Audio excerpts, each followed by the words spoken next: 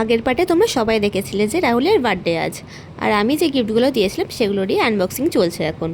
ভেতরের বক্সটা একটু ছোট হয়, আমি ফ্লিপকার্টের বক্সের উপরেই র্যাপ করে দিয়েছি। আর র্যাপিং পেপার খোলার পর ফ্লিপকার্টের বক্সটা দেখার পর আরও একটা সাসপেন্সও তৈরি হবে যে ভেতরে কী আছে।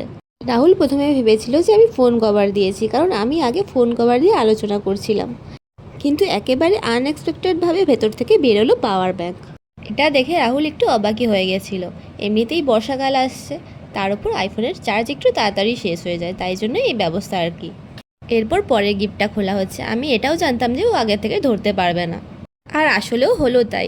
ভেতরে যখন দেখলো রেনকোট আছে তখন সত্যিই অবাক হয়ে গেল। এই বর্ষাকালে বাইক নিয়ে যাতায়াত করলে একটা রেনকোটের খুবই দরকার হয়। ছাতা নিয়ে তো আর বাইক চালানো যায় না, খুবই প্রবলেমেটিক। তাই জন্য একটা রেনকোট গিফট করলাম। যেহেতু বর্ষাকাল এখনও আসেনি পুরোপুরি, তাই সেরকম একটা কালারের ভ্যারাইটি ছিল না দোকানে, তার মধ্যেই সাদাটাই আমার পছন্দ হলো। আরও একটা গিফট আছে যেটাতে আমি অনেকগুলো কার্ড বানিয়ে আলাদা আলাদা উইশ করেছি।